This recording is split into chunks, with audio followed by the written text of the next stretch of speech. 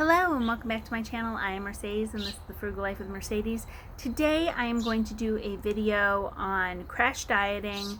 This is a trigger warning. I hope that you guys can see from the title whether this is a video that you should or should not be on for your mental health. I will be discussing crash dieting, and I will be discussing calorie restriction. So if that is not a video that is good for you, then I would suggest that you guys sign off now.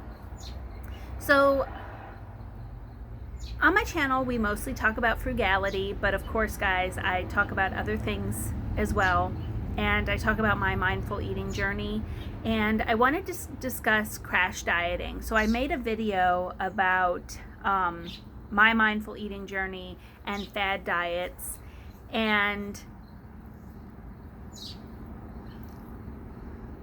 crash dieting and all that kind of stuff.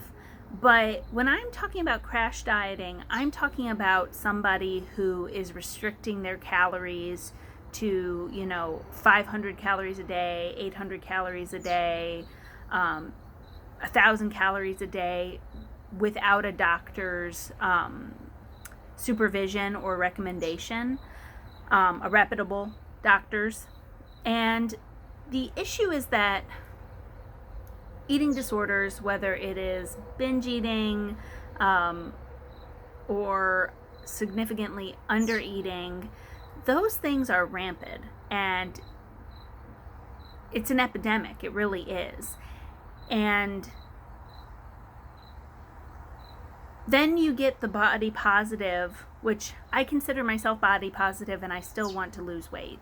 You get that in there saying that you should just be happy with the size that you are, and it is okay to have goals. It's okay to want to look better, feel better, but it does start with your mind. You have to accept yourself and love yourself, because you might not ever be as small as you want to be.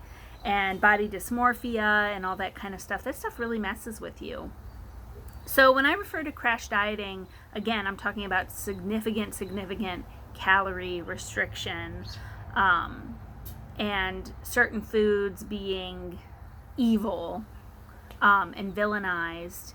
And there are foods and food groups that are better for our bodies and maybe make us feel better, and food groups that will have an effect on our body, maybe not in as positive way. And I am not a dietitian, I am not a doctor. I am speaking from my own personal knowledge, so take of that what you will. But when you see influencers who are like, I lost 50 pounds in 2 months, and mind you, this person was not very big to begin with, and they're telling you that they did it by drinking a tea. Here's what you need to know, is that tea, one, they're being paid to promote that tea, and two, that tea is a laxative. So they are significantly dehydrating themselves. And yes, their belly will appear flatter, but think about if you've ever had the flu for a couple of days, and then you lost weight because you were not taking in calories. You were only only things were coming out, and you probably look thinner because you're dehydrated from being sick and maybe not getting as much liquids into your system. But that's not permanent. That's why every couple of months or once a year you see that same person talk about how they put the weight back on, and then there they are on the tea again. And all it is it's a laxative. It's a laxative tea that you're paying an exorbitant amount of money for. Or you'll see people talk about like smoothie diets. I love smoothies. If you've watched my What I Eat in a Day, I will get down with a smoothie. But I am not using it as a meal replacement. I am not just living off smoothies. I am incorporating it with other food groups. And there's nothing wrong with, there are smoothies that can be meal replacements. Like I have done that before, where it's like, I just want a big smoothie for lunch, but I made sure to have oatmeal in it or yogurt and other proteins so that it makes me stay full longer, and it really can be a meal replacement. But doing that 3 meals a day day after day after day after day after day isn't really a good idea. It's just not. And you don't have to take my word for it. There are lots of actual dietitians that will tell you that that's not a good idea. When you are trying to lose weight, you do have to be in a calorie deficit, but it doesn't have to be extreme. Even if, like, let's say you eat 2,000 calories a day and you want to lose a little bit of weight, go down to 1,800 calories a day and move your body a little bit more, and the weight will come off. It'll come off slowly, but you're bound to keep it off longer. And the reason that I know this is from personal experience. I've shared that I lost 45 pounds using Weight Watchers, and I used Weight Watchers as a tool, not as the gospel. And I did put on some of the weight, but that was because I was eating in the other direction. I got back into my binge eating. But the vast majority of that weight stayed off because I got it off slowly. So in a lot of cases, when people are taking off this weight super, super rapidly, they're going to put it back on rapidly. Now, there are exceptions to everything. But the whole thing of long-term weight loss, long-term health, long-term success is slow and steady. And I know people don't want to hear that. Trust me, if I could be my goal weight tomorrow, I would love that. But that's not realistic, and it's not healthy. And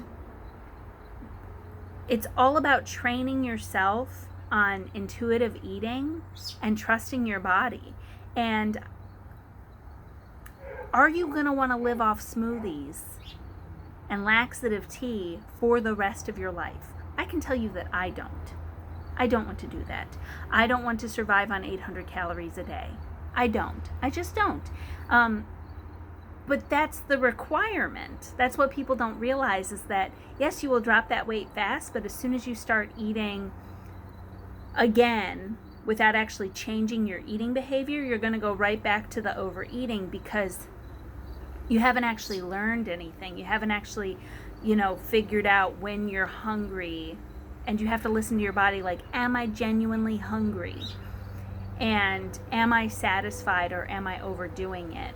And you'll also hear people say, like, oh, well, I thought I was hungry, but I was really just thirsty. And that's the problem too, is that people don't actually know when they're hungry or they're thirsty, because they're not really listening to their body, and their body system is so messed up from years of yo-yo dieting and crash dieting. And so you have to repair that, and that's going to take time. People don't want to know that, but weight loss is the long game. It is the long con. Like, it'll take time. It's not going to be instantaneous. I don't think that there's anything wrong with maybe to help boost your motivation with incorporating maybe a smoothie or something, but just the crash dieting, guys, it's not good for you. It's just not. And something that people don't realize is that if you go on a crash diet and you're eating almost no calories, yes, you are going to lose weight, but your metabolism will be messed up for a long time. Some people have reported weeks, months, even years, depending upon what you have done to your body and the damage that is done. Your metabolism will be sluggish. It will bounce back eventually, but everybody's is different. And so then if you make your metabolism sluggish, then it's not going to work as good. And everybody's metabolism is different. It's based off a lot of things: genetics, age, lifestyle, just your individual body.